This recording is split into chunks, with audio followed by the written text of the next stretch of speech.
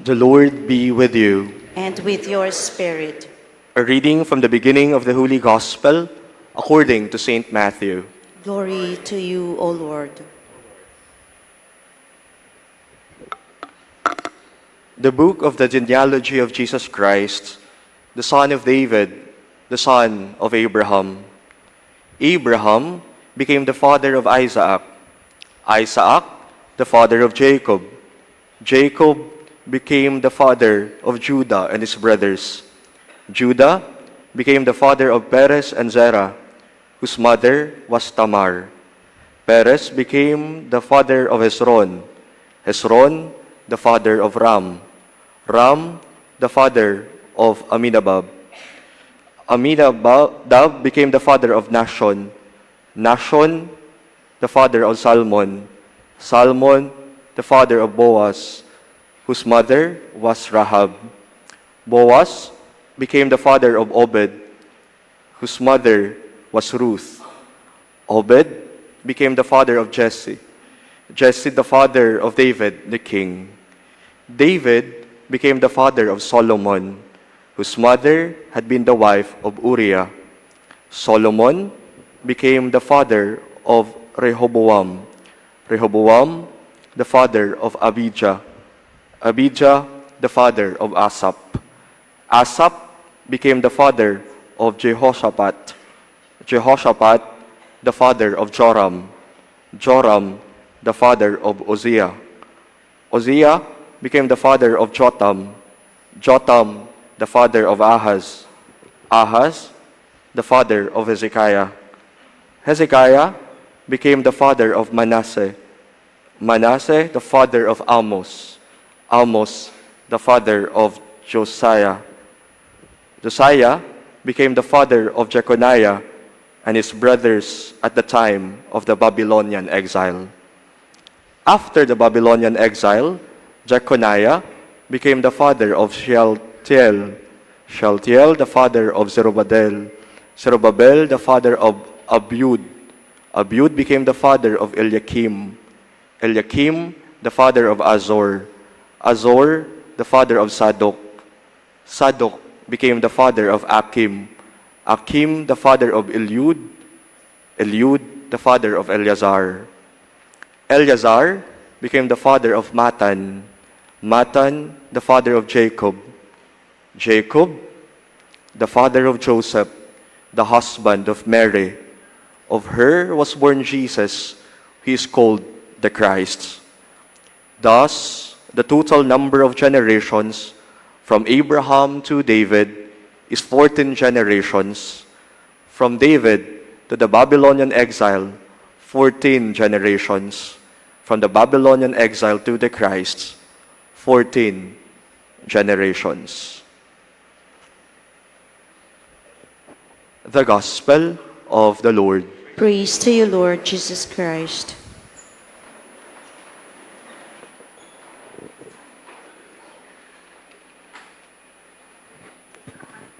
Good morning. We welcome Reverend James together with his community, the secular oblates of the Holy Family. They will sing later again. Hulog uli. Ano pa? This is our second day of our Misa de Gallo, or you can look at it, pito na lang. Pito na lang. Ano pa? Brothers and sisters, I will preside in all our Misa de Gallo, our morning masses, to follow a series hopefully can help each of us to look back and be able to look forward and be able to grow in our spiritual life. A series. Ano po?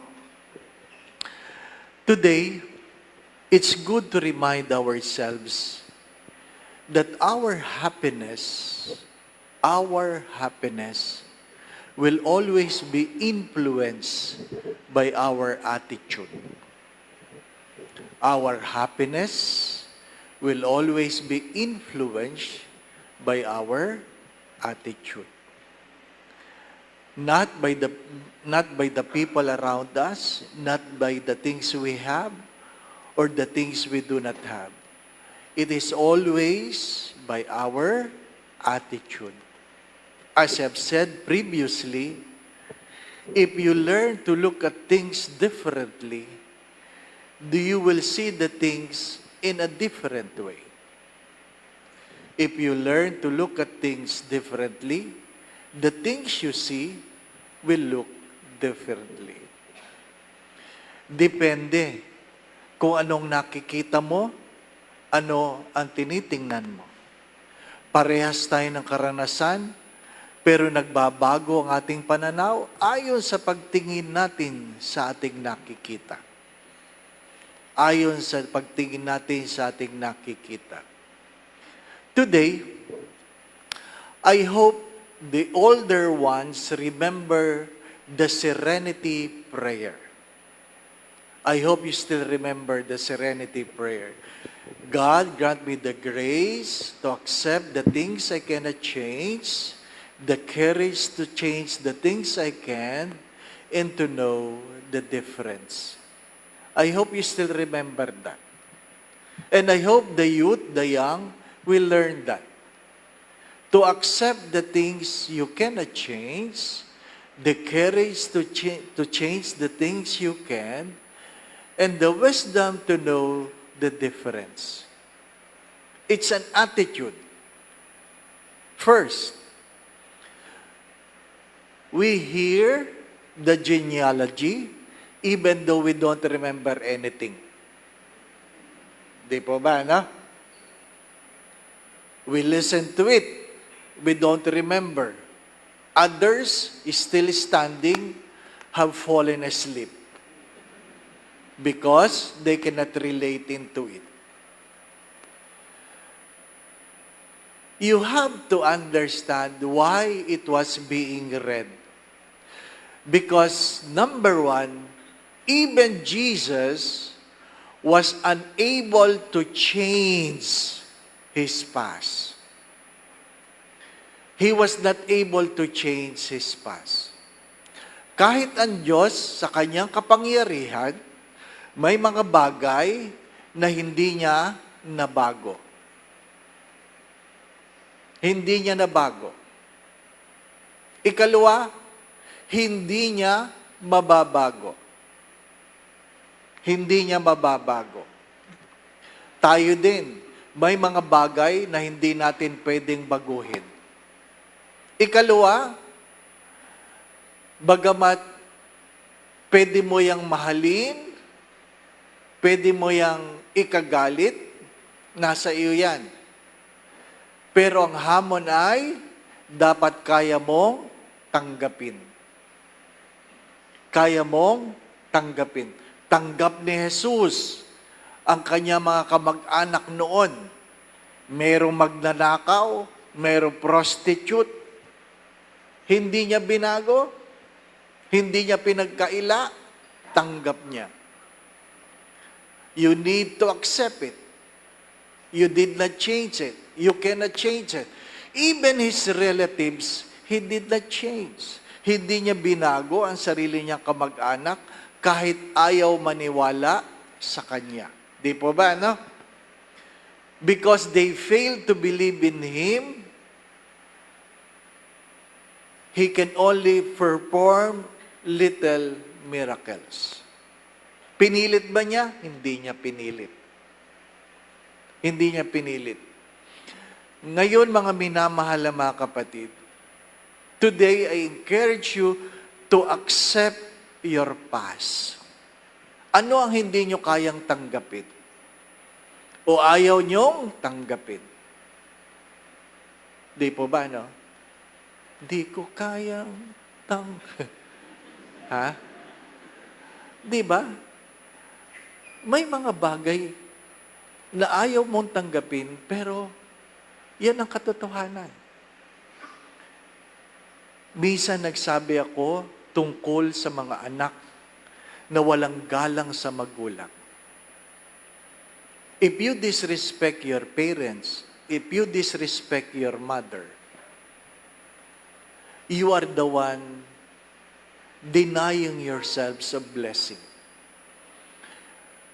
Pag inalis mo ang paggalang mo sa iyong mga magulang, ikaw mismo nag-aalis ng biyaya sa iyong sarili.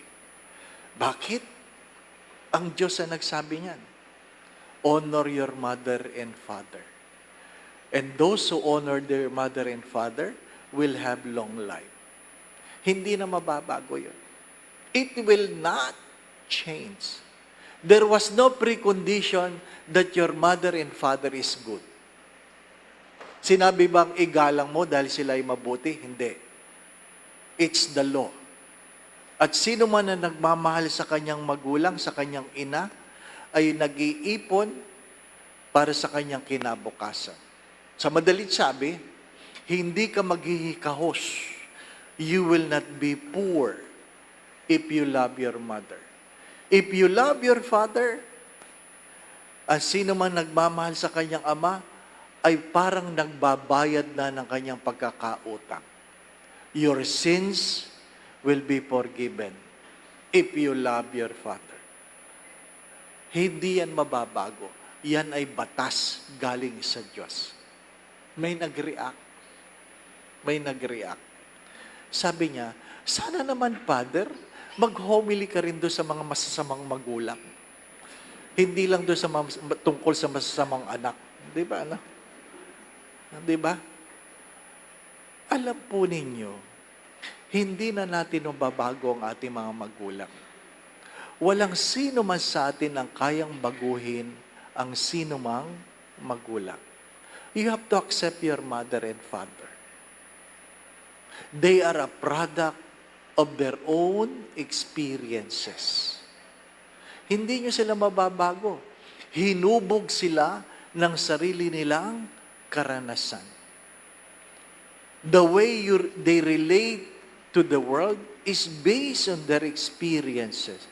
Pero Father, may mga magulang na konsentidor kaya ang kanilang mga anak ay masasama. Di po ba, no?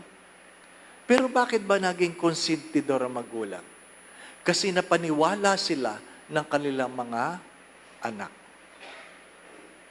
Napaniwala sila ng kanilang mga anak. Kinukonsinti ka ng iyong ina dahil napaniwala mo siya na tama ang iyong ginagawa. Kaya kinakampihan ka niya. Nakukuha po ninyo?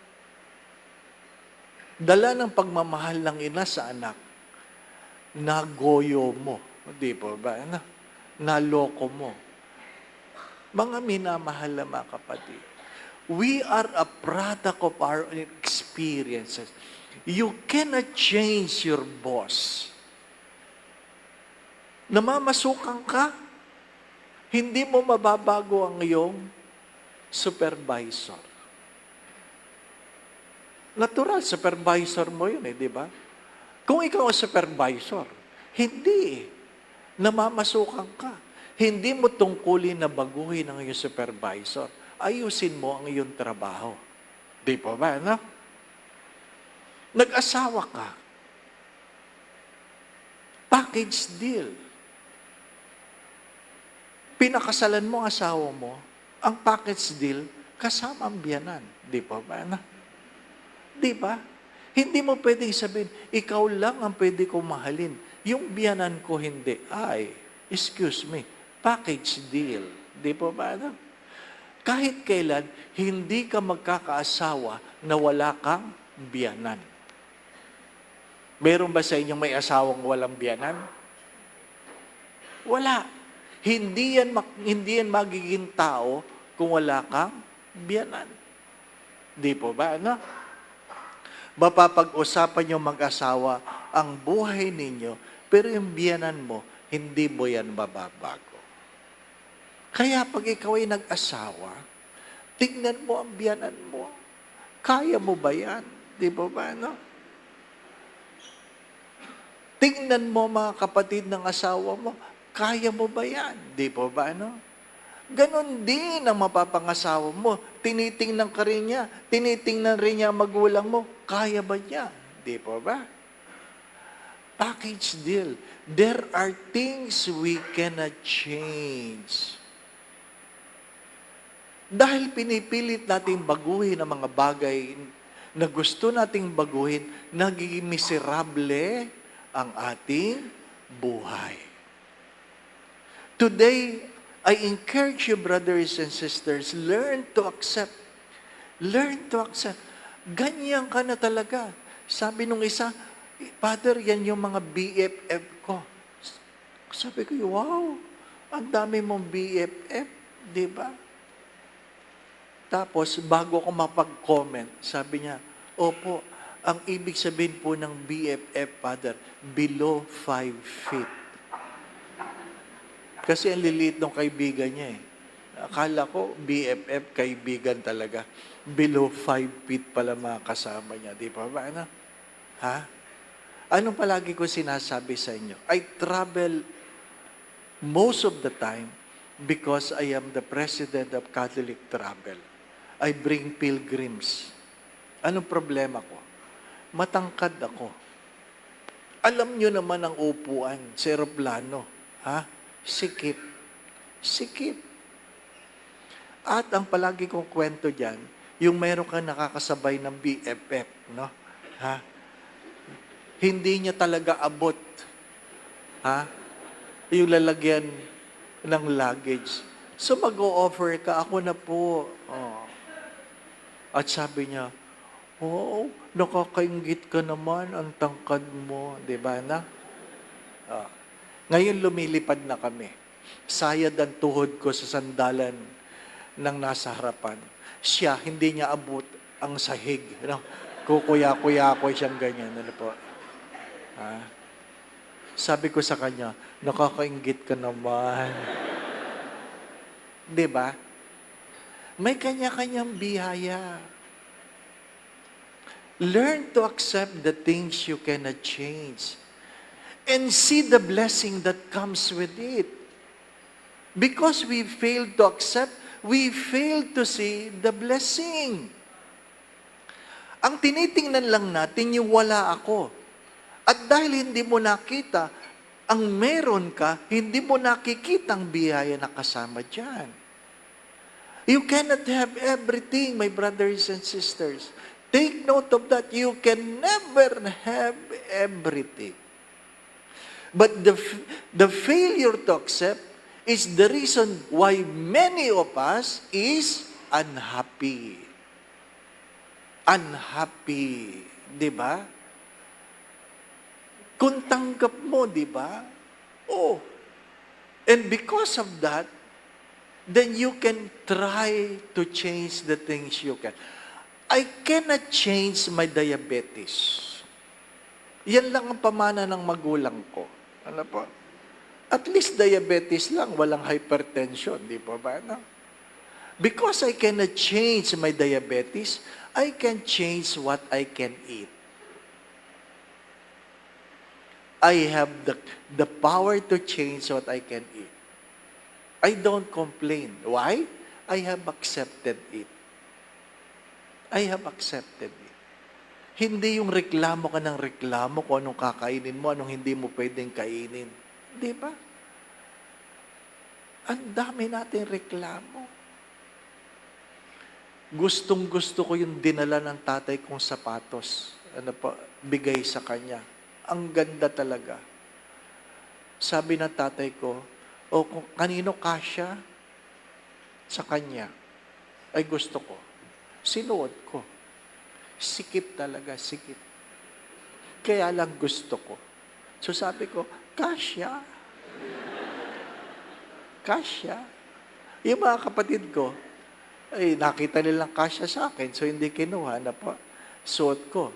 Ang gawain ay isisimba mo muna bago mo ipasyal. So isinamba. Hindi ko naintindihan ang misa. Lahat ng isip ko, kalooban ko, damdamin ko, nasa pa ako. Ang sakit! Bakit?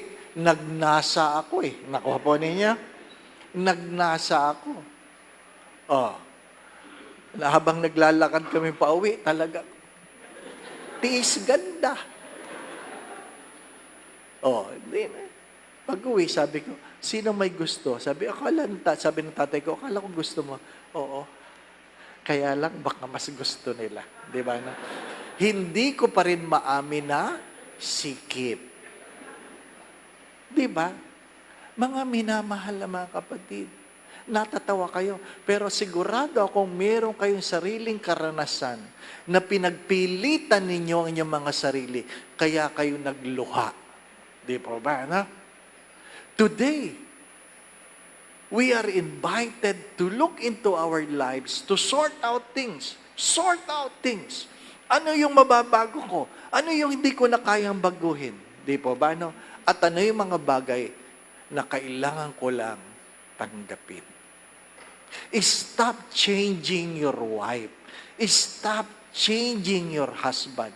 Pinakasalan mo na yan, tapos na yan. Di po ba? No? Yung anak mo, hindi mo yan mababago. Tanggapin mo. You can only influence your children because change is a personal choice. Don't forget that. Change is a personal choice. If people change, it's because they have chosen to change. My dear friends, my brothers and sisters, even God has decided not to change you, but to accept and love you for who you are. Kung ang Diyos nga, tanggap ka sa mga bagay na ayaw mo sa iyong sarili. Ano sabi ng Diyos sa iyo? You are wonderfully made. So learn to look at yourselves in the mirror and say, regardless of my complaint, I am wonderfully made. Di po ba, na? Ano sabi ko dyan? Noon, nag-jeep, bagong-bago yung pantalong ko, kaki. Di po ba, no? Bagong plansya, bago. Pagsakay mo sa jeep, sa harap mo, may batang uhugin. Sorry for the word. Ano po yung talagang ang mukha, ha? Sabi ko, ano ba naman itong batang ito? Tumutulo-tulo, ano? Kinakabahan ako. Bakit? Baka pagpara, lumipat sa akin, di ba, ano? Di ba, naisip niyo ba yung ang dumi-dumi ng kamay, di ba, ano? Nandun lang ang isip mo, di ba, ano? Hawak mo yung mga librong ganyan. Diyos ko, ha? Tapos, tinignan nung nanay, nakita niyang amos na mukha niya. Sabi niya, singa. Nakakita na kayo nun. Baka kayo din yun. Di pa ba na? Tapos, nung pinunasan na mukha, sabi ng nanay, ang pogi-pogi na anak. Ang pogi-pogi na anak. Anong natutunan ko? Nanay lang talaga ang kaya magsabi nun. Di ba ba na? Ha? Di ba? Pag sinabing, Father, ang pogi mo, yan po ang sabi ng nanay ko. Di ba ba? There are things you cannot change. Again, brothers and sisters, in our second day, what is the first day? Do not be afraid to ask. The second day is learn to accept the things you cannot change. The courage to change the things you can, and the wisdom to know the difference. Amen. Again, my brothers and sisters, let us relearn the wisdom of the past. May the Lord grant us the serenity to accept the things we cannot change, the courage to change the things I can, and the wisdom to know the difference. There are things you can change, but you can always change your attitude. Our happiness will always be influenced by our attitude. Let us all rise. The Lord be with you.